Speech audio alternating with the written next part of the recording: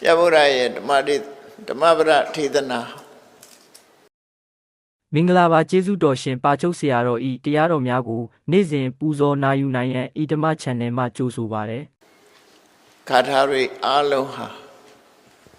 အပမာဒနဲ့ပမာဒဆိုတဲ့စကားလုံးနှလုံးပေါ်မှာအခြေခံပြီးတော့ဟောထားတဲ့တရားတွေဖြစ်တယ်အပမာဒနဲ့ပမာဒဒီစကားလုံးနှလုံးပေါ်မှာဟောထားတဲ့တရားတွေကိုတဆူတည်းပေါင်းပြီးတော့ထားတာဒီကနေ့ဒီစကားလုံးနဲ့ဆက်ဆိုင်တဲ့တရားပုဒ်ကတော့ဒီဓမ္မပဒမှာအဆုံးသတ်မှာဖြစ်တယ်ပေါ့အပမာဒဆိုတဲ့စကားလုံးနဲ့ပမာဒဆိုတဲ့စကားလုံးကပမာဒနဲ့အပမာဒမြန်မာလိုပြန်တော့မေးလျော့ခြင်းနဲ့မမေးမလျော့ခြင်းတို့ဒီလိုပြန်ရတယ်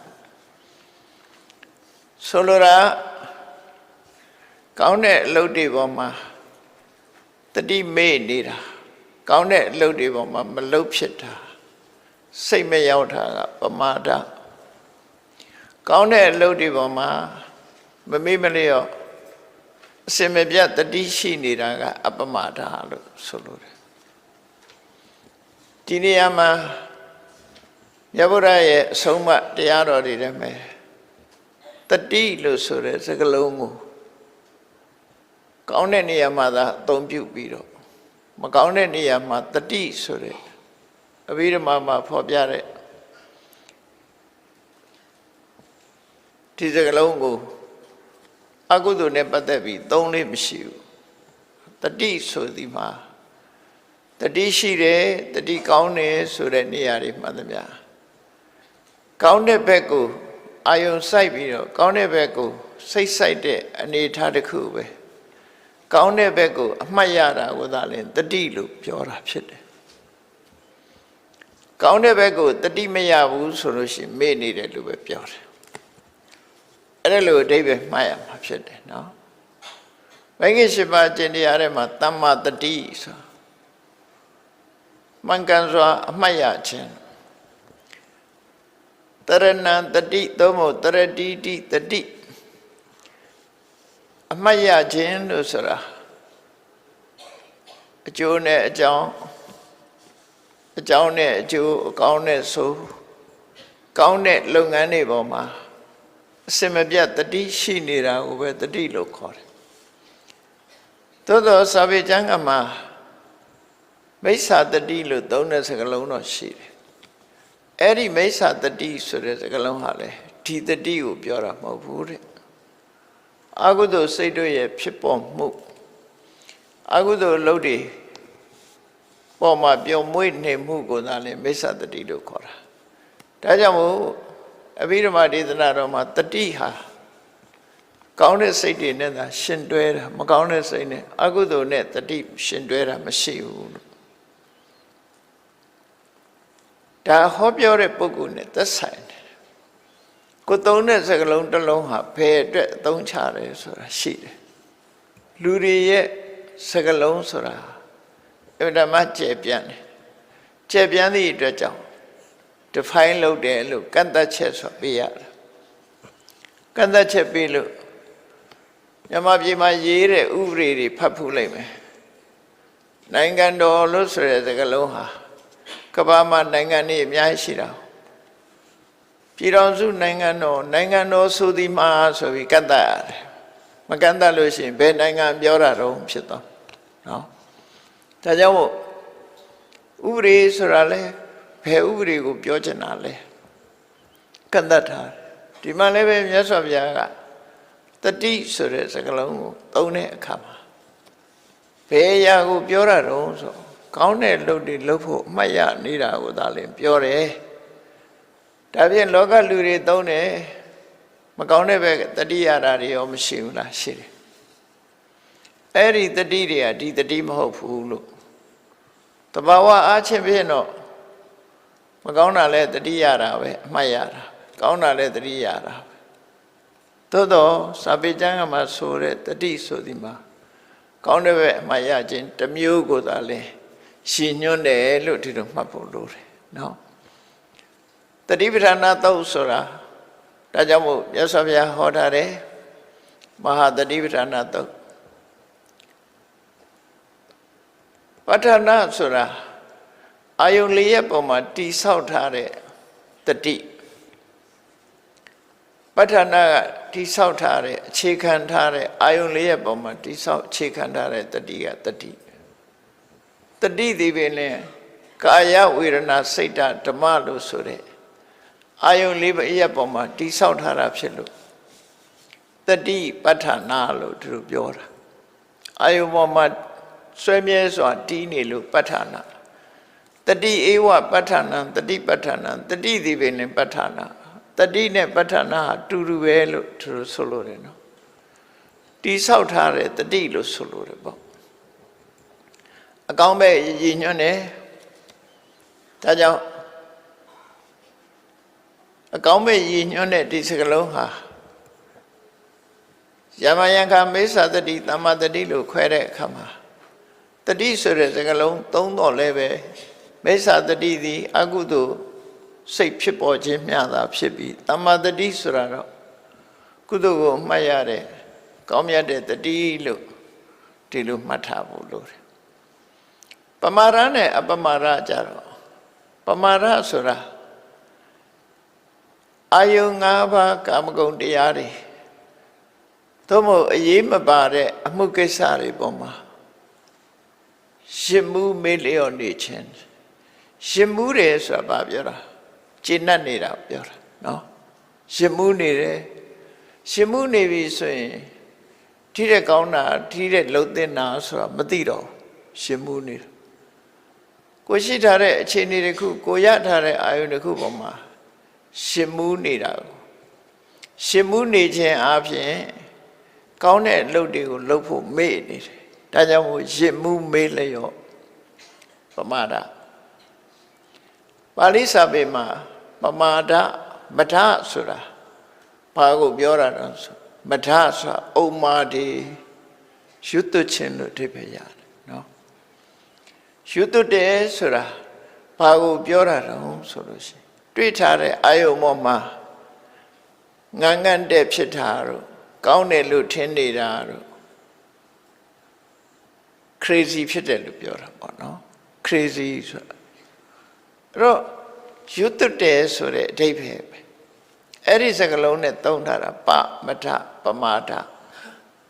အာယုန်ကုပေါ်မှာမီလီယံနေတယ်အာယုန်ကုပေါ်မှာယူသွတ်နေတယ်တချို့ဗမာတွေတောင်ပြောသေးတယ်ဝါဒနာကိုတစ်ခါတလေကြတော့အယူအမှုဖြစ်နေတယ်လို့ပြောကြတယ်နော်ခိတနဲ့ပတ်သက်ပြီးယူသွတ်တယ်အဆိုတော်ဖြစ်ဖို့ယူသွတ်တယ်ကြိုက်တာနဲ့ပတ်သက်ပြီးဘောလုံးနဲ့ပတ်သက်ပြီးယူသွတ်တယ်လို့ဒီလိုပြောတာမျိုးမှန်တော့စိတ်ဝင်စားမှုတစ်ခုကိုရည်ညွှန်းပြီးတော့ပြောတဲ့သဘောတွေပေါ့နော်မထပမာဒရှုသွတ်တယ်ရှေ့ကအုံမာဒလို့ဆိုတာရှုတယ်ရှုစေတယ်ဆိုတဲ့အဓိပ္ပာယ်နော်ဩမတန္တိဆိုတာသူမြင်တဲ့ပုဂ္ဂိုလ်တွေကရှုသွတ်သွားတယ်ရှုသွတ်တယ်ဆိုတာကိုယ်ဘဝကိုမေ့သွားတယ်ကိုမထိမ့်သိမ့်နိုင်လောက်အောင်ဖြစ်သွားတာယူတယ်ဆိုတဲ့လူကကိုမထိမ့်နိုင်ဘူးလေမပြောမဲဟာလည်းပြောလိုက်တာလူတွေဆိုတာကိုထိမ့်နေကြတာမပြောစင်းတဲ့ကမပြောမိအောင်ဒါထိမ့်တာလို့အဲ့ဒီလိုထိမ့်နိုင်တာဟာမယူဘူးလို့ပြောရမှာမထိမ့်နိုင်ဘူးဆိုရင်ယူသွားပြီလေမထိမ့်နိုင်ဘူးလို့ဆိုတဲ့အခါမှာမပြောသင့်တာတွေပြောလိုက်မယ်မလုပ်သင့်တာတွေလုပ်လိုက်တယ်ထိန်ကြောင်းတွေလွတ်သွားအဲ့ဒီသဘောမျိုးပြောတာအဲ့တော့ပမာဒဆိုတဲ့သဘောတရားဟာတတိကင်းလွတ်နေခြင်းလို့တတိဝတ္တကောလို့အဓိပ္ပာယ်ဖွင့်တယ်တတိလွတ်နေတဲ့အနေအထားတစ်ခုပမာဒလို့ခေါ်တယ်အဲ့တော့လူတွေကထင်ကောင်းထင်လိမ့်မယ်တတိမလွတ်ပါဘူးကိုလို့ကိုနေတိုင်းလုံနေရတာပျော်စရာရှိပြောနေကြတာပျော်ဖို့ပါဖို့တွေအများရန်တတိရတယ် ဘယ်နေ့ကြဘယ်သွားအောင်မဲဘာပြောအောင်မဲဘာလုပ်အောင်မဲခရစ်စမတ်ပွဲမှာဘာလုပ်မဲနဲ့ဆိုပြောနေတာဘယ်မေးတာဟုတ်လဲထင်ကောင်းတယ်စတရိတ်ရှိုးသွားကြည့်မယ်စတရိတ်ရှိုးကြတော့တချင်းဆိုတာဘလို့ကောင်းတယ်နော်လက်တွေမြောက်ပြီးတော့ညောင်းမှမသိညာမှမသိခုံပေါက်ပြီးပြောတာပဲလေအဲ့ဒါဟောအဲ့ဒီဘက်ကိုအာယုံရောက်နေတာတတိလားလို့ဆိုမဟုတ်ဘူးအာယုံတစ်ခုပေါ်မှာရင်မှုမေးလျော့နေခြင်းသာဖြစ်တယ်အရက်တောက်ထားလို့ဘီယာတောက်ထားလို့ရှင်မှုနေတဲ့ပုဂ္ဂိုလ်တယောက်ဟာကောင်းတဲ့လုံလို့ဖို့တတိမရတော့တော်ဆိုလို့အဲ့ဒါပဲအကောင်းထင်နေတာအဲ့ဒါမျိုးပမာဒလို့ခေါ်တာပဲเนาะဒါမှမဟုတ်ရင်မှုမေးလျော့ခြင်းလို့ပြောတာရင်မှုမေးလျော့မှုနဲ့ပတ်သက်ပြီး950ကဇာလံလေးတစ်ပုဒ်ကိုကြည့်မယ်ဆိုရင်အမြဲတမ်းထင်ရှားတယ်အယက်သေးစာတောက်စားလို့ဖိုက်ထဲရောက်သွားရင်လူမပြောနဲ့တိရစ္ဆာန်တောင်ရင်မှုသွားတယ်ဘလို့ရင်မှုတော့ဆိုလဲပေါင်း900ကိုရောင်းကိုဝယ်သွားမှညစခန်းချသွားတဲ့နေရာညတောက်ကြစားကြပြောကြပါကြထမင်းနေဟင်းနေတောက်ကြစားကြတယ်နွားတွေကလည်းအနာယူရင်နဲ့အဲ့ဒီမှာမစင်နေဆွန့်မနေ့လင်းတော့ခီးထွက်သွားကြတယ်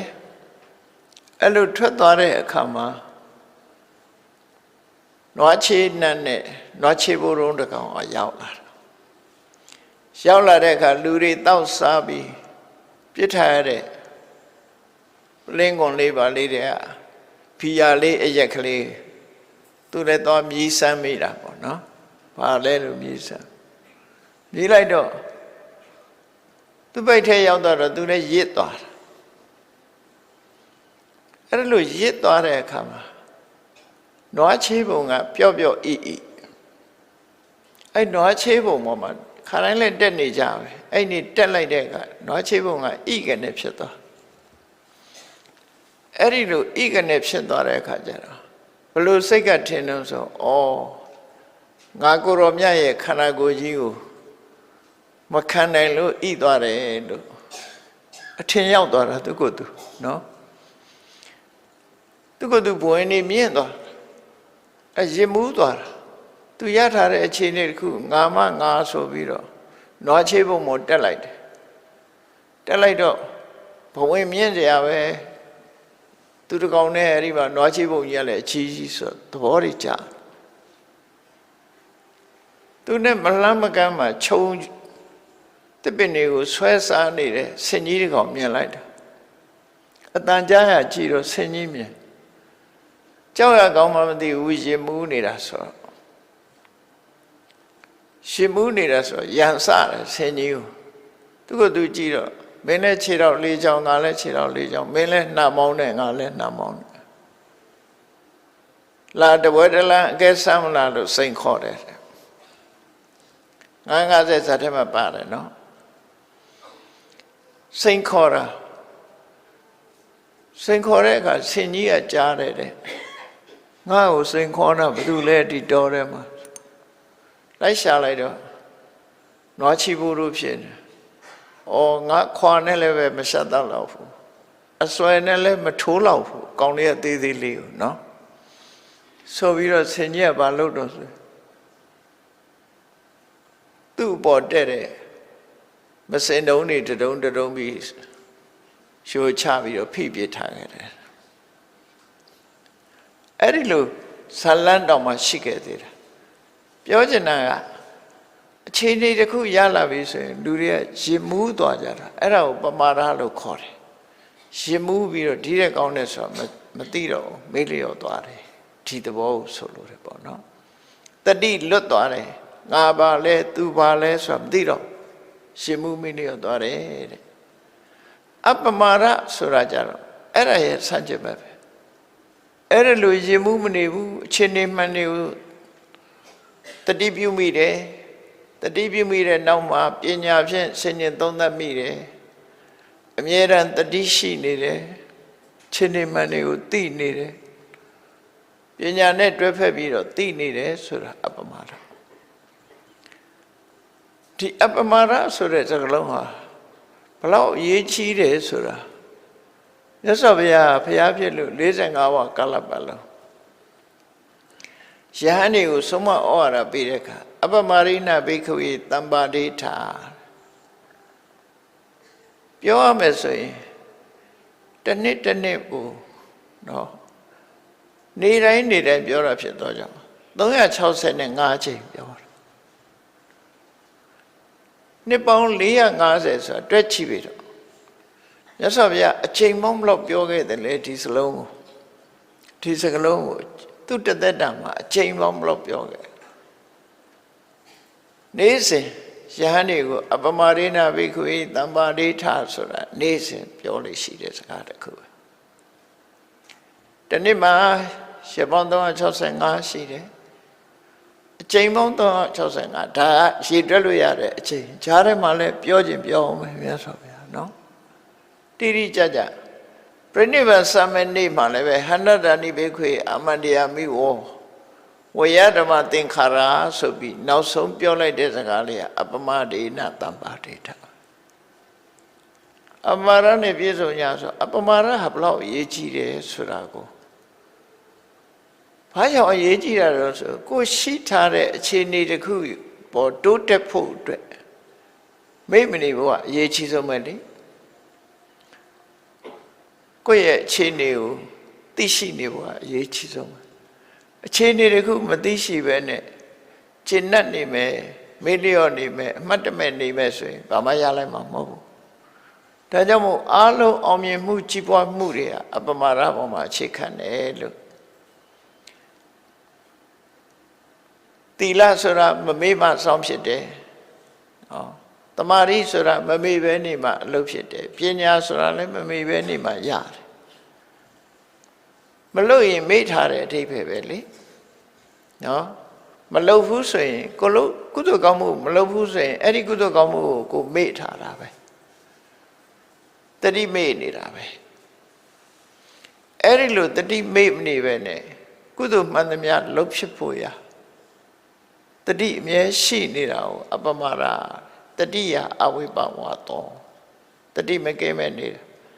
တတိအရေးကြီးဆုံးမှုမြတ်စွာဘုရားမဟာသရိပရဏသုတ်မှာတတိတမစေညဆိုတဲ့ mindfulness နဲ့ comprehension လေ့ကျင့်ခန်းကိုတေချာယဟန်တွေကိုသင်ပေးထားတာအဲ့လိုလေ့ကျင့်ရမယ်တခြားသုတ်တံမှာလည်းတတောဘိက္ခဝေတမ္ပဇာနောအာကာလံအာဂမေယရသော်ဗျာဆိုလိုတာနောက်ဆုံးအချိန်ကိုမင်းတို့စောင့်နေကြရတယ်နောက်ဆုံးအချိန်ဆိုတာလူတယောက်ဟာနောက်ဆုံးထွက်သက်ဝင်သက်ဆိုတာရှိမှာပဲလေရှည်ဝင်တဲ့အကတ်ဆုံးလို့ပြောအဲ့ဒီမသွားခင်နောက်ဆုံးထွက်သက်ဝင်သက်အဲ့ဒီနောက်ဆုံးအချိန်လေးအတွက်တတိရှိရှိအတိရှိရှိနေကြလို့ဆိုလိုတယ်အဲ့ဒီနောက်ဆုံးအချိန်လေးမရောက်ခင်သိရှိနေကြလို့ဒါလည်းအဲ့ဒီတတိပေးတဲ့စကားတစ်ခုပဲနောက်တစ်ခါအပမာဒဆိုတဲ့စကားလုံးဟာအပမာဒလို့ပြောလိုက်တာ ਨੇ ဒီစကားလုံးဟာဘလောက်ကြီးမြတ်တယ်လဲဘလောက်ကြီးကျယ်တယ်လဲလို့ဆိုရင်ကုသိုလ်အလုံးဟာအဲ့ဒီအပမာဒလို့ပြောလိုက်တာ ਨੇ နောက်ကတနွယ်ငင်တစ်စင်ကုသိုလ်တရားတွေအကုန်လုံးပါလာတယ်လို့ပြောတာဘာကြောင့်လို့ဆိုရင်အပမာဒမရှိဘဲနဲ့ကုသိုလ်ဆိုတာရတာမရှိဘူးလူရအောင်ပဲဆိုတာလဲတတိယလို့ပဲ။ဩသီလစောင့်ထီအောင်မှာပဲဆိုတာလဲတတိယလို့ပဲ။အေးဝေယဝိစတို့ကောင်းတဲ့လုပ်တွေလုံးမှာပဲဆိုတာလဲတတိယတာ။ကမ္မထာအထုတ်အောင်မှာပဲဆိုတာလဲတတိယတာ။ဒုံလဘယံခံအောင်ပဲဒုံလဘသီလရှင်ဝအောင်ပဲဆိုတာလဲဒါတတိယတာ။ဝိပဿနာတရားအထုတ်ပြီးတော့တန်တရားဝကလွတ်အောင်ချွတ်အောင်ကြိုးစားမယ်ဆိုတာလည်းဒါလည်းတတိယမှဖြစ်တာလေတတိမရရင်ဘာတစ်ခုမှဖြစ်လာမှာမဟုတ်ဘူး ဒါကြောင့်မို့မြတ်စွာဘုရားကဥပမာပေးထားတာရှိတယ်ကုန်းတော်ဝါတွေထဲမှာစင်ချေဟာအကြီးဆုံးပဲဒိုင်နိုဆောဆိုတဲ့ကောင်ကြီးမရှိတော့စင်ချေဟာအကြီးဆုံးပေါ့နော်စိတ်ကူးရဲအကောင်လားတော့မသိဘူးဆင်ကောင်ရဲ့ခြေရာအကြည့်ဆုံးကုန်းတော်ဝါရီရဲ့ခြေရာဟာဆင်ခြေရာထဲမှာအလုံးအကျုံးဝင်သွားတယ်ကြီးဆုံးဖြစ်လို့အကျုံးဝင်ထို့တူပဲကုသိုလ်တရားတွေထဲမှာအပမရဆိုတဲ့စကားလုံးကကုသိုလ်အလုံးကိုခြုံပြီးငုံမိတယ်လို့သူပြောတယ်ကုသိုလ်အလုံးကိုရစေတာအပမရဆိုတဲ့တတိတရားကြောင့်ရတာလို့မြတ်စွာဘုရားဒီလိုဟောတယ်ဒါမို့တတိဟာဘယ်မှာဖြစ်ဖြစ်ပါတယ်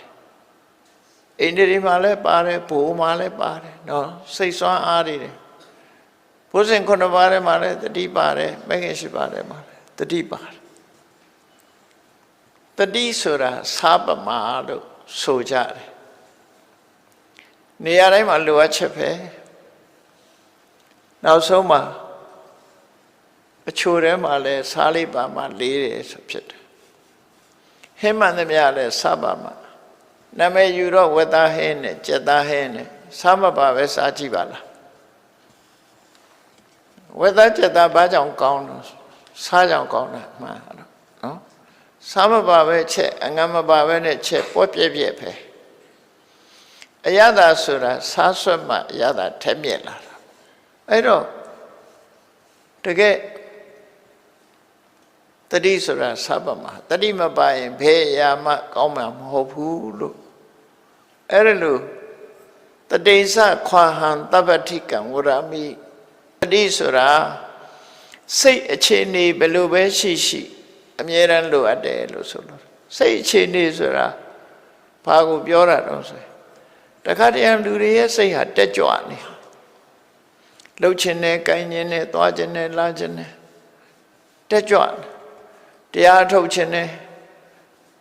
အလူတန်းလှုပ်ခြင်းနဲ့စိတ်တည်တက်ကြွရင်ကြွတယ်တခါတလေကျတော့ဘယ်ဟာမှစိတ်မပါဘဲနဲ့ရော့ကြတာလည်းရှိတယ်နော်စိတ်မပါဘူးဘယ်လို့မှလှုပ်ခြင်းစိတ်ကိုင်းခြင်းစိတ်မရှိဘူး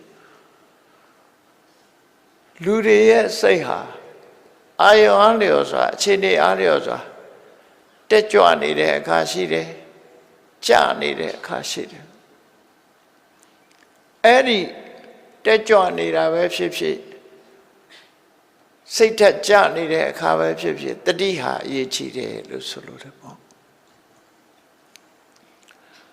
ဝိရိယတို့ပီတိတို့ပညာတို့ဆိုတာစိတ်တက်ကြွနေတဲ့အချိန်မှာသူတို့ထပ်ပြီးတော့မတိုးရအောင်တိုးရင် extreme ဖြစ်သွားတတ်တယ်ဘုဇင်9ပါးကိုကြည့်သဘောပေါက်အောင်ဘုဇင်9ပါးမှာတတိတမိုးစင်ငေါဆိုပြီးပထမဆုံးတတိကိုထားလိုက်တယ်ပြီးတဲ့အခါကျတော့အုပ်စုတစ်ခုခွဲဓမ္မဝိဇ္ဇာတမိုးစင်ငေါဝိရိယတမိုးစင်ငေါပိဋိတမိုးစင်ငေါဓမ္မဝိနည်းဆိုတာပညာစူးစမ်းဆင်ခြင်တာလေ့လာနေတာသုံးသပ်နေတာဝိရိယတမိုးစင်ငေါဆိုတာရအောင်ဖြစ်အောင်ကြိုးစားနေတာပိဋိတမိုးဆိုတာစိတ်ထဲမှာကျင့်တ်အာရတက်ကြွနေတာအဲ့ဒါတွေကစိတ်ဓာတ်မြင့်တက်တဲ့တန်ရောစင်တွေလှုပ်ရှားနေတဲ့တန်ရောစင်တွေပေါ့ဘုဇင်တွေပေါ့လှုပ်ရှားနေတဲ့ဘုဇင်လှုပ်ရှားရှိတဲ့ဘုဇင်ကြိုးစားနေတဲ့ဘုဇင်အဲ့ဒီနောက်မှာဖြစ်လာတဲ့တမာတိပတ္တတိတမိုးစင်တမာတိတမိုးစင်ဥပေက္ခတမိုးစင်ဆိုဒီတမိုးစင်တွေကြတော့ပတ္တတိဆိုတာငြိမ်သက်အေးချမ်းသွားတာမလှုပ်ရှားဘူးတမာတိဆိုတာအာယုန်ဒီကုရဲပေါ်မှာစုစည်းကြသွားတာမလှုပ်ရှားဘူးဥပေက္ခဆိုတာအလုံးဟာဆောက်ဆောင်မှုတွေတညီတည်းဖြစ်သွားတာလှုပ်ရှားမှုမရှိဘူးအဲ့လှုပ်ရှားမှုမရှိတဲ့ဘုဇင်က3ခုလှုပ်ရှားမှုရှိတဲ့ဘုဇင်က3ခုစိတ်အခြေအနေကကြနေတယ်ဆိုလို့ရှိရင်လှုပ်ရှားမှုရှိတဲ့ဘုဇင်ကိုတိုးအောင်ကြိုးစားနေရာတိုင်းဘုဇင်တွေအကုန်ပွားရတာမဟုတ်စိတ်ထက်ကြနေရင် ဓမ္မဝိဇ္ဇာဝီရိယပိတိဆိုတဲ့ဒါတွေကိုယ့်ရင်ထဲမှာမြင့်တင်ပေးရမယ်လို့ဆိုလို့စိတ်ဓာတ်ကသိတက်ကြွနေတဲ့အချိန်အဲ့ဒါတွေသွားမြင့်ရင်အိုးဘာဖြစ်ကုန်ရောအိုးဘာဖြစ်ရင်အလုံးမဖြစ်ဘူးသူကစိတ်ဓာတ်ကြနေတဲ့အချိန်မှာသွားပြီးတော့ပတ္တတိတို့တမာတိတို့ဥပိ္ပခာတို့နဲ့သွားဖွင့်လိုက်လို့ရှိရင်ကြတဲ့ကြသွားအိတ်သွားရပေါ့အဲ့ကြတော့စိတ်ဓာတ်ကလှုပ်ရှားမှုမရှိဘူးငြိမ်တဲ့ငြိမ်သွားအိမ်မောကြသွားဘာမှလုံးဖြစ်အဲ့ဒါကြောင့်မို့အဲ့ဒီနှစ်ခုကြားမှာတတိဆိုတာလေစွမ်းဆောင်မှုပေးတယ်အေးစိတ်ဓာတ်ကြနေရင်ဒါတွေခဏထားလိုက်တက်ကြွမဲ့ဘုဇင်တွေကိုဝါရမယ်စိတ်ဓာတ်သိတက်ကြွနေရင်ဒါတွေခဏထားလိုက်အောင်ငြိမ်သက်တဲ့ဘုဇင်နဲ့မျှပေးရမယ်ဘယ်ရာပဲဖြစ်ဖြစ် extreme ဖြစ်သွားရင်မရဘူးเนาะပို့ပြီးတော့အရေးကြီးတာဓမ္မတရားဓမ္မကိုကျင့်ကြံကြိုးကိုအထုတ်လို့အသိဉာဏ်အထွတ်ထိပ်ရောက်ဖို့ဆိုတာမြတ်တညီညွတ်မှုဟာသိအရေးကြီးတယ်။ over ဖြစ်သွားရင်အောင်မြင်မှုမရနိုင်ဘူး။ဒီပြမကြည့်နဲ့လေ။မြားပြပြိုင်ပွဲဝင်တဲ့လူတွေမြားဆိုတာမျက်စိလေးတစ်ချောင်းမှိတ်မျက်စိလေးတစ်ပေါက်မှိတ်ပြီးတော့ချိန်ရတယ်မဟုတ်လား။မြားပြပြီးဆိုတာခက်ကိုမှန်အောင်မျက်စိလေးနဲ့မျက်စိလေးတစ်ဖက်မှိတ်ပြီးတော့ချိန်ရတယ်အဲ့ဒီချိန်မှာစိတ်ကလှုပ်ရှားနေတယ်စိတ်လှုပ်ရှားပြီးတော့ကြိုးစားလုံးအားကြီးလို့ရှိရင်လည်းပြစ်မှတ်လွဲသွားတယ်ငိုက်နေလို့ရှိရင်လည်းပြစ်မှတ်လွဲသွားတယ်စိတ်ကတက်ကြမှုမရှိဘူးချိန်သားမခိုက်တော့ကိုပြစ်ချင်တဲ့စီကိုမမေ့အဲ့ဒါလိုပဲဘုဇင်ခုနှစ်ပါးပွားတဲ့အခါမှာဒါယောဂီပုဂ္ဂိုလ်တွေတရားထုတ်နေပြီဆိုရင်ကိုယ့်ဘကိုဒီချက်ကိုသိထားရင်ကိုယ့်ဘကိုစဉ်းစားပြီးပြင်ဆင်ရတယ်ဒါကြောင့်မို့အသိဉာဏ်ဆိုတာကြိုတင်စီးပူးထားတယ်။အော်ငါစိတ်ဓာတ်ကကြာနာကြာနေရင်ငါဓာရီခဏထားဓာရီလောက်ရမယ်။စိတ်ဓာတ်ကြာရတဲ့နဲ့တမာရီဖိလုံနေမရဘူး။အော်စိတ်ဓာတ်ကသိတက်ကြွနေပါလားသွားပြီးတော့ဟိုတွေးတီတွေးသိမတွေးနဲ့ပြန်ပြီးတော့တမာရီရအောင်ကြိုးစား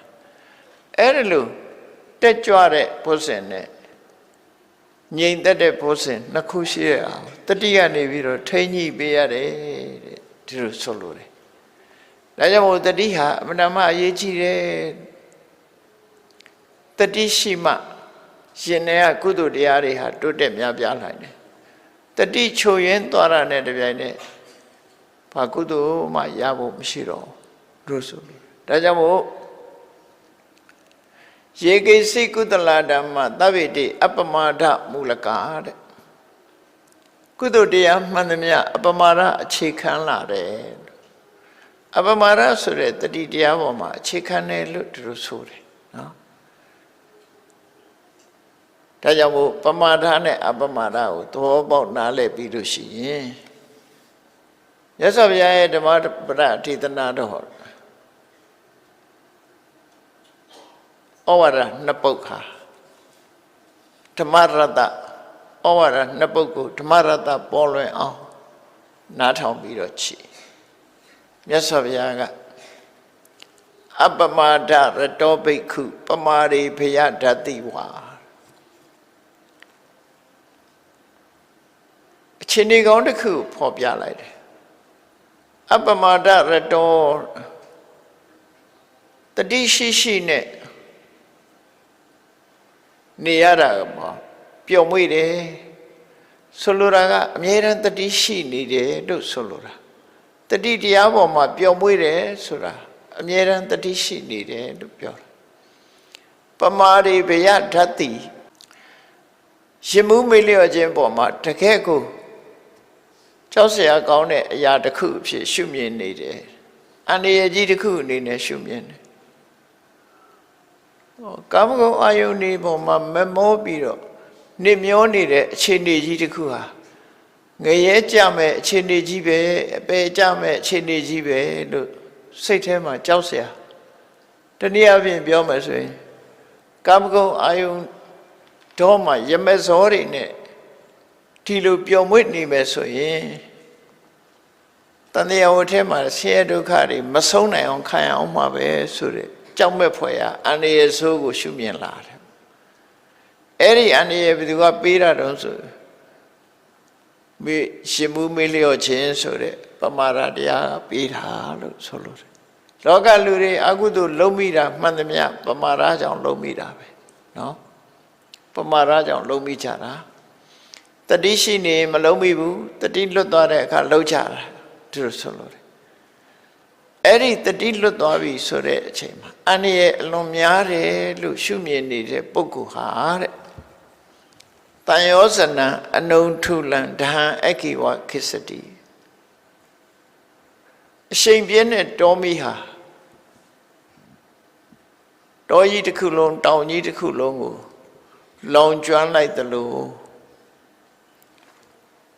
အပမရတရားကိုယ့်ရင်ထဲနှလုံးထဲမှာအမြဲတမ်းထားပြီးကြိုးစားအထောက်တဲ့ပုဂ္ဂိုလ်ဟာ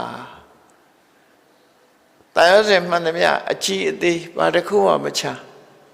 ရှင်တဲ့ကတန်ရောစင်တွေအားလုံးကိုလောင်မြိုက်ဖျက်ဆီးသွားနိုင်တယ်လို့သူဆိုလို့တယ်ပေါ့နော်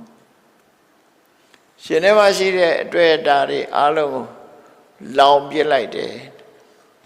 ခုခေတ်ကလောင်တယ်ဆိုတာတစ်မျိုးပြောသေးတယ်နဲ့တူတယ်နော်ဒီကောင်လောင်နေတယ်ဆိုတာဒါကတော့ရှို့ပြစ်တာကိုပြောတာနော်မိရှို့ပြစ်လိုက်တာဆိုတာဖျက်ဆီးလိုက်တာကိုဆိုလို့တယ်ဒီဒေသနာတော်ကိုမြတ်စွာဘုရားကဘာကိုကြည့်ပြီးတော့ဟောတာတော့လို့ဆိုလို့ရှိရင်အဖြစ်ပြက်ကလေးတစ်ခုပဲရဟန်းတော်တစ်ပါးဟာမြတ်စွာဘုရားစီမှာကမ္မထမ်းယူသွားကမ္မထမ်းကိုသင်သွားတယ်လို့ပြောတာကြားထုတ်မယ်ဆိုရင်ကမ္မထမ်းရှုနည်းကသင်ကိုသင်ရတယ်သင်တယ်ဆိုတာတစ်လျှောက်လုံးတွေးနိုင်တဲ့အတိုင်းဒါအခြေခံနေစပြီးရတ္တမေရတ္တဖို့ယဟနာဖြစ်သည့်ထိအောင်ကျင့်နည်းကြံနည်းကိုသင်ရမှာဖြစ်တယ်ပေါ့နော်အဲ့ဒါလို့သင်သွားတာအပြည့်စုံသင်ပြီးတော့သူတရားသွားအထုတ်တယ်တရားအထုတ်တယ်ကြိုးစားတယ်သို့တော်လည်းအောင်မြင်မှုတွေမရဘူးသူဒါဖြစ်တတ်တယ်လေလောက်တိုင်းအောင်တော့မှမဟုတ်တာအောင်မြင်မှုတွေမရတဲ့အခါကျတော့မြတ်စွာဘုရားစီသွားပြီးတော့သူဘာချုပ်ရင်းနေလဲပို့ပြီးတော့သဘောပေါက်အောင်ဘုရားစီတရားသွားရှောက်အောင်မယ်ဆိုပြီးကမ္မထာကြောင့်ကနေထွက်ပြီးတောစခန်းကိုဖြတ်ပြီးတော့မြတ်စွာဘုရားရှိတဲ့စီလာတာအဲ့ဒီလာတဲ့အချိန်မှာတောမီလောင်တာနဲ့သွားဆုံတယ်ဒါနဲ့သူဟာတောမီတွေကြည့်ကြလောင်လာတဲ့အခါမှာတောင်ကုန်းလေးတစ်ခုပေါ်မှာတက်ပြီးတော့မိလွတ်ရာကိုရှောင်တိန်ရင်မီးလောင်နေတာကိုတဖြောင်းဖြောင်းနဲ့တောတွေတစ်ပင်တွေမီးလောင်နေတာကိုကြည့်လိုက်တဲ့အခါသူကောင်းထဲမှာဘာဝင်လာတော့ဆိုလို့ရှိရင်ငါလည်းကြိုးစားအားထုတ်တဲ့ငါတဏ္ဍာမှာအတိညာဏ်ဆိုတဲ့အစွမ်းထက်တဲ့မီးနဲ့ရှင်ထဲမှာရှိတဲ့တန်ရောစဉ်တွေတန်ရောစဉ်ဆိုတာလူတွေကတန်ရောစဉ်လို့ပြောရင်တယောက်နဲ့တယောက်ခင်နာမင်နာလောက်ပဲတန်ရောစဉ်ဖြစ်တယ်မဟုတ်ဘူးတန်ရောစဉ်ဆိုတာ10မျိုးရှိတယ်နော်မုန်းတာလည်းတန်ရောစဉ်ချစ်တာလည်းတန်ရောစဉ်တန်ရောစဉ်အမုန်းတန်ရောစဉ်ပဋိကတန်ရောစဉ်ဆိုတာမုန်းတန်ရောစဉ်ပဲအိတ်တတန်ရောစဉ်ဆိုတာမနာလိုတာတန်ရောစဉ်ပဲမစ္စရိယတန်ရောစဉ်ဆိုတာကိုယ်သာခံစားခြင်းတကူကောင်းဆန္ဒဒါလည်းတန်ရောစဉ်စိတ်မတည်ငြိမ်တာလည်းဩဒိစ္စတန်ရောစဉ်တန်တရားဖြစ်ပြီးတော့မဆုံးဖြတ်နိုင်တာလည်းဝိသိကိစ္စတန်ရောစဉ်တန်ရောစဉ်ဟာ10မျိုးရှိတယ်အဲ့ဒီတန်ရောစဉ်တွေကြီးကြီးသေးသေးဒီတန်ရောစဉ်တွေကိုဟောဒီမီးဟာတစ်ပင်အသေးအကြီးကိုလောင်ပြလိုက်တယ်လို့ငါအသိဉာဏ်နဲ့ဒီတန်ရောစဉ်တွေကိုလောင်အောင်ငါလောက်ရမှာပါလားလို့ဆိုတာသဘောပေါက်သွားတယ်မိကိုကြည်ရင်နဲ့သူတရားအထုတ်နေကြအာယုန်တစ်ခုရသွားပြီးအဲ့ဒီပေါ်မှာတမာရီတွေရအောင်စိတ်တည်ငြိမ်စွာကြိုးစားတော့အဲ့ဒီတောင်ကုန်းမှာပဲအဲ့ဒါလိုစဉ်းစားနေရင် မြတ်စွာဘုရားရဲ့အပိလမ်းညွှန်မှုကြားရပြီးသူဟာတရားဥတရားများရသွားတယ်ယဟနာဖြစ်သွားတယ်လို့ဆို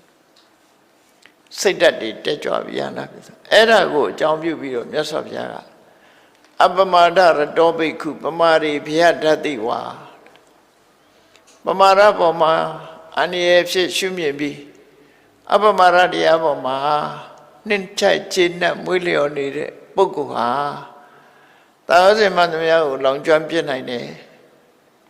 မိဟာတတော်လုံးကိုလောင်ကျွမ်းပြီးတော့သွားသလိုပဲအတိညာဖြင့်လောင်ကျွမ်းလို့ရတယ်လို့ဖြည့်ဆည်းပြလို့ရတယ်လို့ဒီဒေသနာတော်ကိုဟောတာအဲ့တော့ဘုန်းကြီးတို့တွေလည်းပမာရနဲ့အပမာရမှာအပမာရအပေါ်မှာတို့နှစ်ချိုက်ချိုက်လုံးမဲ့ဆိုရင်မကောင်းတာတွေကိုကုန်ဖြည့်ဆည်းနိုင်စွမ်းရှိရမယ်လို့ဆိုလို့တယ်ပေါ့။တာယောဇဉ်တွေကိုလောင်လိုက်တယ်ဆိုတာဖြည့်ဆည်းနိုင်စွမ်းရှိတယ်။အပမာရဆိုတဲ့တရားဟာမဲ့နဲ့ပေါင်းလာတဲ့အခါမဲ့နဲ့ရှင်တွဲလာတဲ့အခါမှာတာယောဇဉ်တွေအလုံးလောင်ကျွမ်းပြစ်နိုင်တဲ့စွမ်းရည်တတ်ရှိတယ်ပေါ့။တို့ဆိုလို့တယ်ပေါ့။အေးတို့တွေလည်းဒီရည်ချင်းရှိပြီဆိုရင်မလို့အပ်တဲ့ခန္ဓာကိုယ်တွေကခန္ဓာကိုယ်မှာစိတ်ထဲမှာရှိနေတဲ့မကောင်းတဲ့အကုသိုလ်အညစ်အကြေးတွေတို့တွေလောင်အောင်လုပ်လို့ရတယ်အလုံးဟာရှုမြိုက်ဖြည့်ဆည်းပြရမှာဖြစ်တယ်လို့ဒီလိုသဘောပေါက်အောင်မှာဖြစ်တယ်ပေါ့နော်အစိုးတရားတွေမှန်သမျှကိုယ့်ရင်ထဲကပျောက်အောင်အပမာဒနဲ့ကြိုးစားလို့ရမယ်လို့ဒီလိုသတိထားအောင်နောက်တစ်ပုဒ်ကိုမြတ်စွာဘုရားဟောပုံကတော့အပမဒရတောဘိက္ခုပမာရိဘယဓတ္တိဝါအပဘောပရိဟာနာယနိဗ္ဗာနတေဝတန္တိကေစကလုံးလေးနောက်တစ်ပုဒ်ပြောင်းတယ်သူကဆိုလိုတဲ့အဓိပ္ပာယ်ကပမာဒဆိုတဲ့ယမှုမင်းရောနေခြင်းအပေါ်မှာအန္တရာယ်ကြောက်เสียဘေးရန်တစ်ခုအနေနဲ့ရှုမြင်တယ်အပမာဒလို့ခေါ်တဲ့မမေ့မနေရောကောင်းတဲ့အလုပ်လုပ်ဖို့ရအမြဲမပြတ်တတိကတ်နေခြင်းကိုတော့တန်ဖိုးရှိတဲ့အရာဖြစ်နှစ်ချိုက်ချိုက်လက်ခံထားလို့လက်ခံထားတဲ့ပုဂ္ဂိုလ်ဟာတဲ့အဘဘောပရိဟာနာယမရသေးတဲ့တရားကိုရရှိခြင်းရရှိပြီးသားတရားမှဆွေးရုပ်ပြပြခြင်းမရရှိသေးတဲ့တရားကိုမရခြင်းရရှိပြီးသားတရားမှဆွေးရုပ်ခြင်းဆိုတဲ့အခြေအနေဆိုးတွေမရှိဘူးတဲ့မရသေးတဲ့တရားကိုရမယ်ရရှိပြီးသားတရားတွေဟာတိုးတက်ခိုင်မာသွားမယ်ဆိုတဲ့ကောင်းကျိုးချမ်းသာတွေနဲ့သာထိုက်တန်တဲ့ပုဂ္ဂိုလ်ဖြစ်သွားတယ်ဘယ်တော့မှအဲ့ဒီပုဂ္ဂိုလ်မျိုးဟာဆုပ်ယုပ်ပြပြသွားနိုင်တဲ့ပုဂ္ဂိုလ်မဟုတ်ဘူးတဲ့တလှမ်းပြီးတလှမ်းနိဗ္ဗာန်တေဝတန္တိကေနိဗ္ဗာန်နဲ့နီးတဲ့နီးသွားမှာပဲဖြစ်တယ်လို့သူတို့ဆိုလို့အကောင်းဆုံးအမြင့်ဆုံးနိဗ္ဗာန်နဲ့နီးတယ်ဆိုလို့ရှိရင်စီးပွားလုပ်တယ်ဆိုလို့ရှိရင်လည်းပဲကြီးပွားတိုးတက်ဖို့ top 10နဲ့ top 1နဲ့ရောက်ဖို့ရနီးတဲ့နီးမယ်လို့သူတို့ပဲပြောရမှာနော်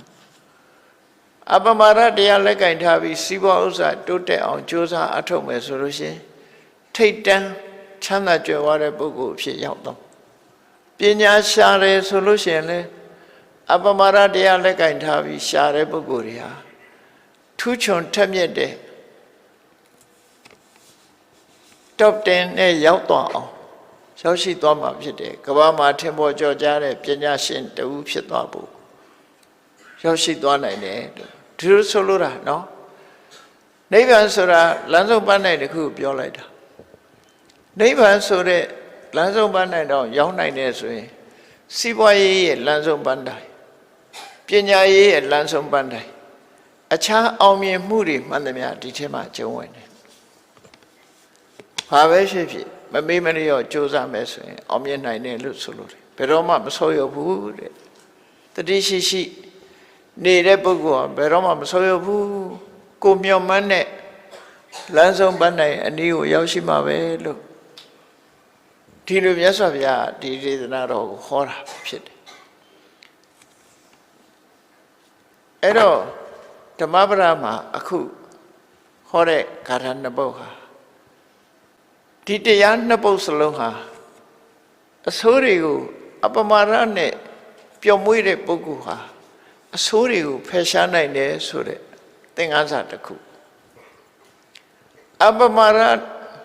နဲ့ပြည့်စုံတဲ့အပမာဒပေါ်မှာပျော်မွေ့နေတဲ့ပုဂ္ဂိုလ်ဟာဘယ်တော့မှမဆိုးရဘူးပန်းတိုင်အနီးရောက်သွားမယ်လို့ထွတ်ထိပ်ထီအောင်ရောက်မယ်လို့သူတို့ဆိုလိုတဲ့အဓိပ္ပာယ်ပဲเนาะဒါကြောင့်မို့သင်ခန်းစာယူတဲ့အခါမှာကိုယ့်ရဲ့ရွယ်ချက်ပန်းတိုင်နေအားလုံးဟာဒီတရားတစ်ခုကပေးစွမ်းနိုင်တယ်ဆိုတာလက်ခံမှာဖြစ်တယ်မြတ်စွာဘုရားဟောတဲ့တရားတော်တွေဟာအဆင့်ဆုံးအတွက်ဟောကြားတာဖြစ်လို့အမြင့်ဆုံးအဆင့်ကိုအခြေခံအဆင့်ကနေပြီးအမြင့်ဆုံးအဆင့်ထိအောင်ကောင်းကျိုးချမ်းသာပေးနိုင်တဲ့တရားတွေအမြင့်ကိုပေးနိုင်မှတော့အနိမ့်ပဲမပေးနိုင်ပဲနေမလဲစဉ်းစားကြည့်ပေါ့နော်အမြင့်ဆုံးအဆင့်ကိုရောက်အောင်လုပ်ပေးနိုင်တဲ့အရည်ချင်းတစ်ခုဟာအနိမ့်ဆုံးအဆင့်ကိုဘယ်မှမပေးနိုင်ပဲနေအနိမ့်ဆုံးအဆင့်မှာရှိတဲ့အရည်ချင်းကတော့အမြင့်ဆုံးအဆင့်ရောက်ဖို့မရှိဘူးလေမြတ်စွာဘုရားဟောတဲ့တရားတော်တွေကလမ်းဆုံးပတ်နိုင်ထီအောင်ပြောထားတာအမြင့်ဆုံးထီအောင်ပြောတာအမြင့်ဆုံးရောက်နိုင်မှတော့အနိမ့်ဆုံးတွေထည့်မပြောနဲ့တော့အလယ်လက်တွေထည့်မပြောနဲ့အကုန်လုံးရောက်နိုင်တယ်လို့သူတို့ဆိုလိုတာပေါ့နော်ဘဝသင်္ကန်းစာယူပြီးတော့ကြင်ကြံကြုတ်ကိုအထောက်ကြရမှာဖြစ်တယ်ဒါလည်းပဲတောင်ရီမြို့သားကရွာလေးတရွာမှာဆွေတွေမျိုးတွေရှိတယ်အမျိုးကောင်းသားတယောက်ဟာသာသနာပေါင်းဝင်ပြီးတော့ဆွေတွေမျိုးတွေကိုတရားဓမ္မဟောပြောရင်းဆွေတွေမျိုးတွေရဲ့ဒါနကောင်းမှုအလူခံရင်းနဲ့တောရကျောင်းလေးမှာနေပြီးတော့ချိုးချိုးဆန်းဆန်းတရားအထုတ်တယ်သူဟာဘလောက်ချိုးချိုးဆန်းဆန်းအထုတ်တော့အဲ့ဒီရက်လေးကမခွာဘူးဒီရွာလေးသူမွေးတဲ့ရွာလေးနေကုန်းရွာလေးမှာနေပြီးတော့တရားထုတ်တယ်အဲ့ဒီရွာမှာလည်းသူနဲ့အမျိုးမတော်တဲ့သူကမရှိသလောက်အဲ့တော့သူ့ကိုဘေးကထင်းလာကြဒီကိုတော့အမျိုးခင်တဲ့ကိုတော့မျိုးချစ်ကိုတော့လို့အောက်မေ့တာဝတိမြို့မှာ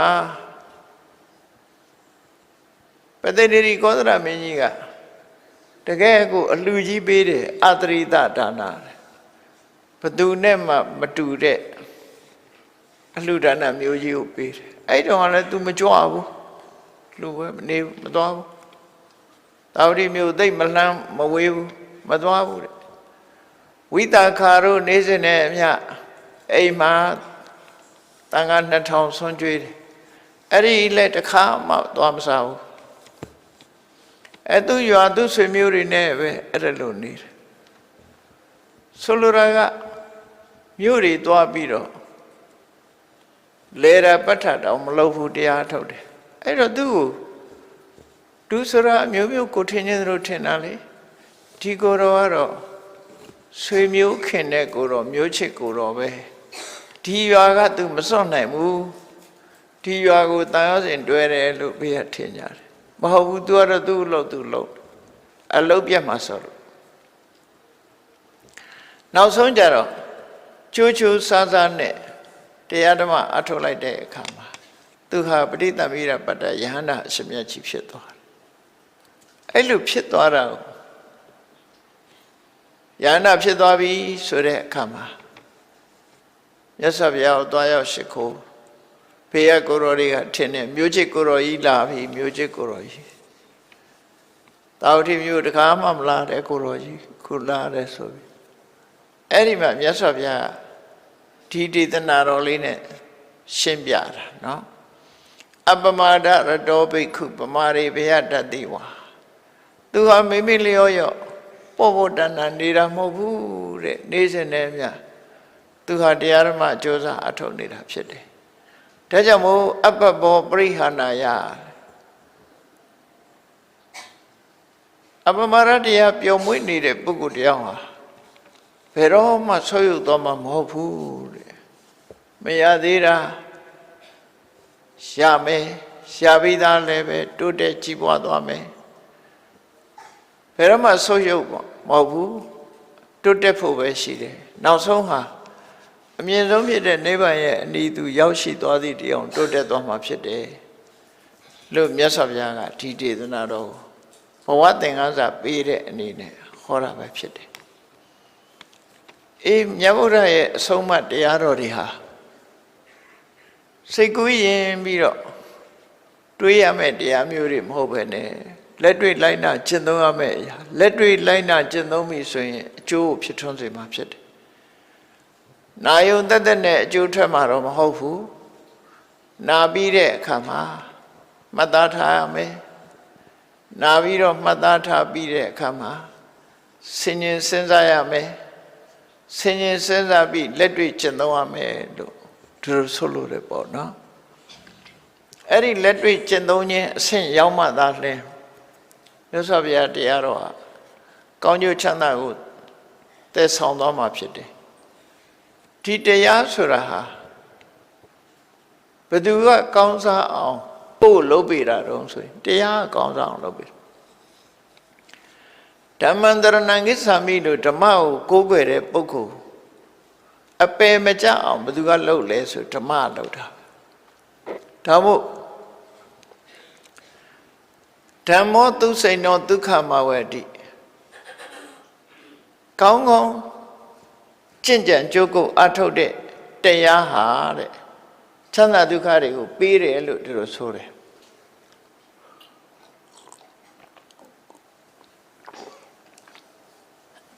ဓမ္မရဲ့အဓိပ္ပာယ်ကို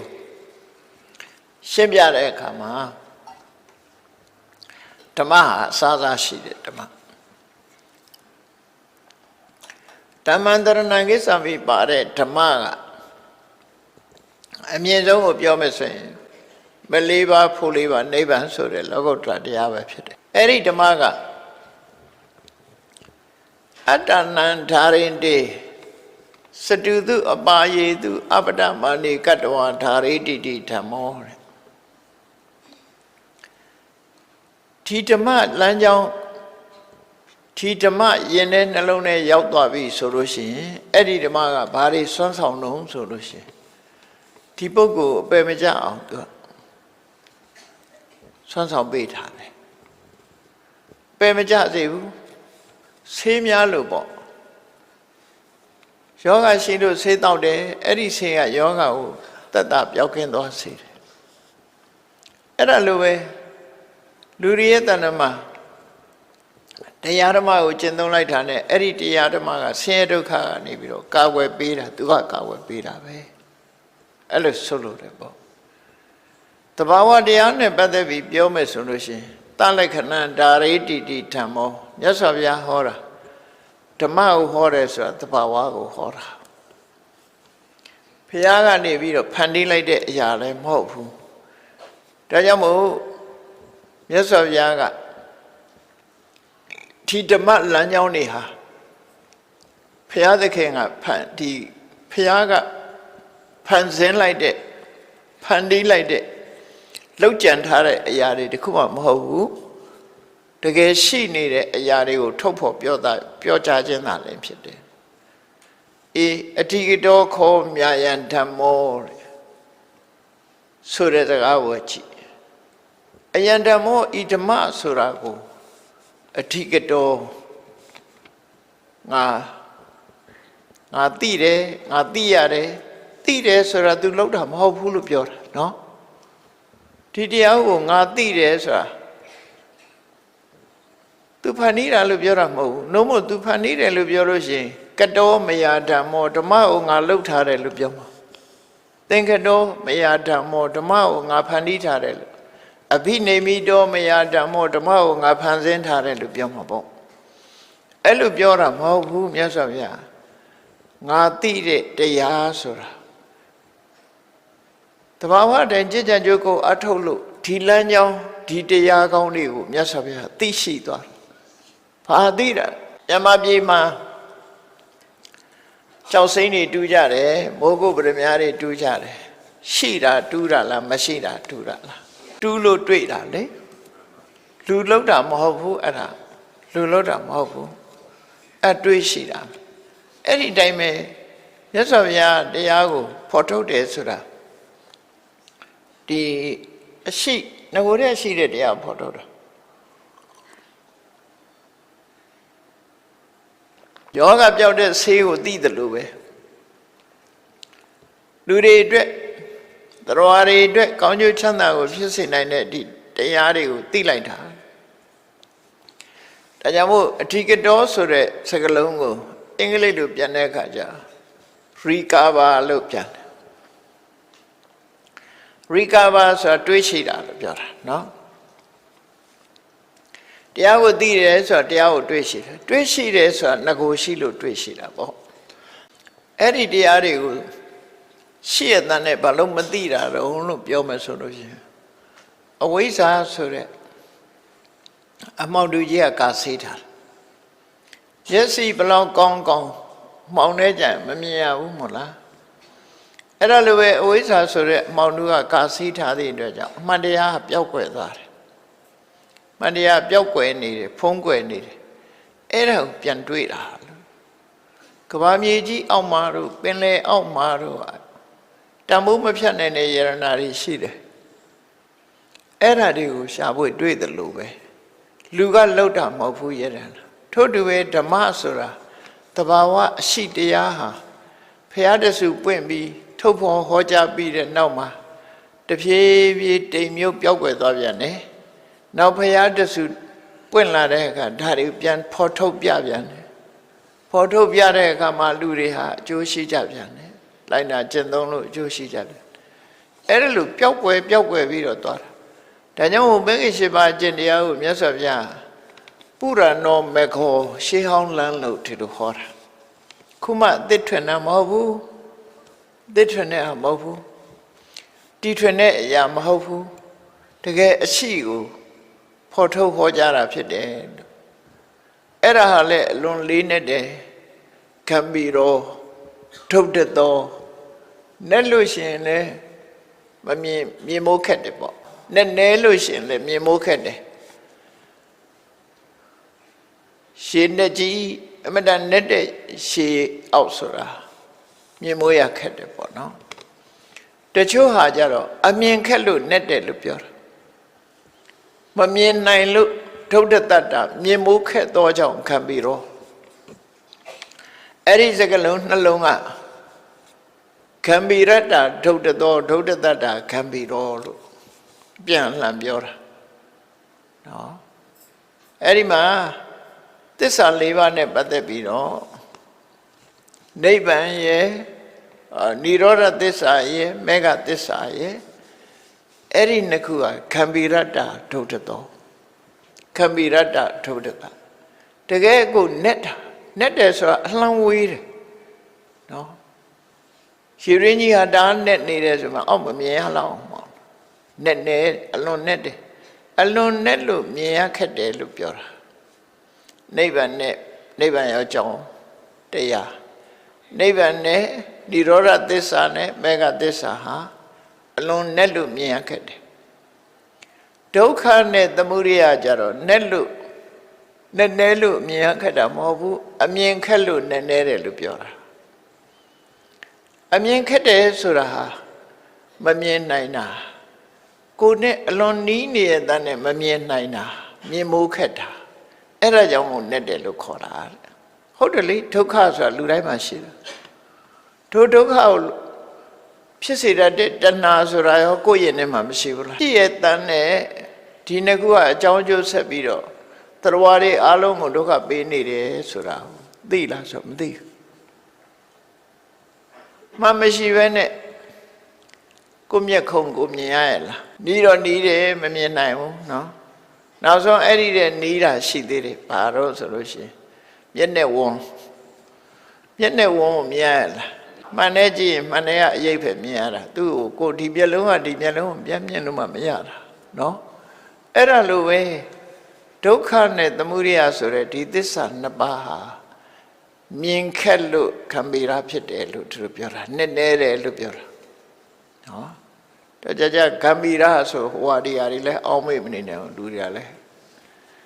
ခမီရာဆိုတာနည်းနည်းတယ်အဲ့ဒါလူမြတ်စွာဘုရားဟောတဲ့တရားတော်တွေဟာလူလောကကြီးထဲမှာပျောက်ကွယ်သွားတယ်ဆိုတာဟာမမြင်နိုင်တော့တဲ့အနေနဲ့ပျောက်ကွယ်သွားတာဒုက္ခနဲ့သမုဒယကမရှိလို့ပျောက်ကွယ်သွားတာမဟုတ်ဘူးဘုရားမပွင့်လည်းမရှိဘူးလားဒုက္ခနဲ့သမုဒယရှိတယ်ဒါပေမဲ့မမြင်ဘူးမြင်ဖို့ခက်တယ်ဒါမှမဟုတ်နည်းနည်းတယ်လို့ပြောတယ်နိဗ္ဗာန်နဲ့မေဃကတော့និရောဓနဲ့မေဃကတော့တကယ်ကိုနဲ့လို့မမြင်တာအဲ့ဒါတော့အလှမ်းဝေးလို့မမြင်တာနိယတနဲ့မမြင်တာဟိုဟာအေးအဲ့ဒီ၄ခုမမြင်ဘူးဆိုလို့ရှိရင်အဲ့ဒီ၄ခုမမြင်အောင်ဘယ်သူကဖုံးလို့ဆိုရင်အဝိဇ္ဇာဖုံးတယ်အဲ့ဒီအဝိဇ္ဇာဆိုတဲ့တိမ်သလားအမှောင်တူကြီးကိုမြတ်စွာဘုရားဒီလန်တစ်ခုပေးပြီးတော့ရှင်းလင်းပေးတာပဲဖြစ်တယ်ပေါ့အလင်းအောင်တစ်ခုပေးလိုက်တဲ့အခါမှာကွက်ကွက်ကွင်းဝင်ကြီးအကုန်ထင်ရှားလာတယ်အဲ့ဒီလိုသိတဲ့တရားဓမ္မသည်တရားတွေကိုဒီတရားကပဲပြန်ပြီးတော့ဆင်းရဲဒုက္ခလွတ်မြောက်စေတယ်လို့ဒီလိုဆိုလိုတာအဲ့ဒီတရားသိဖို့အရေးကြီးတာဘာလို့ဆိုရင်အပမာဒပဲဒါတွေကိုသိဖို့အာယုံစိုက်တာမရှိဘူးဆိုရင်ဒါတွေသိဖို့ဝေးတယ်ပေါ့နော်အေးဒါကြောင့်မို့မြတ်ဗုဒ္ဓရဲ့ဒီဓမ္မပဒဒေသနာမှာဓမ္မရတ္တနဲ့ဘဝသင်္ကန်းစာများမှာဒီကနေ့ဟောကြားတဲ့ဒေသနာတော်နှစ်ပုဒ်မှာပမာဒနဲ့အပမာဒအပမာဒရဲ့အရေးပါပုံကိုဟောကြားဆုံးမခဲ့တာဖြစ်တယ်တရားချစ်ခင်သူတော်စင်ပြိဿပေါင်းတို့အပမာဒတရားဟာဒုတဏ္ဍမှာမြည်မြအရေးကြီးတယ်ဆိုတာကိုသိရှိနားလည်ကြပြီးအရာရာတတိရှိရှိနဲ့ကိုယ်ဘဝမှာဆင်ញင်မှတ်တမဲ့မနေကြပဲတတိရှိရှိဆင်ញင်တုံတရားရှိရှိဖြင့်တို့တွေအကောင်းဆုံးဖြစ်အောင်ကြိုးစားအထောက်ကြမှာဖြစ်တယ်လို့တဏိဋ္ဌံချပြီးတော့အမြင့်ဆုံးတရားဓုတရားမြတ်ကိုရအောင်ကြိုးစားအထောက်နိုင်ကြပါစေကုန်သတည်း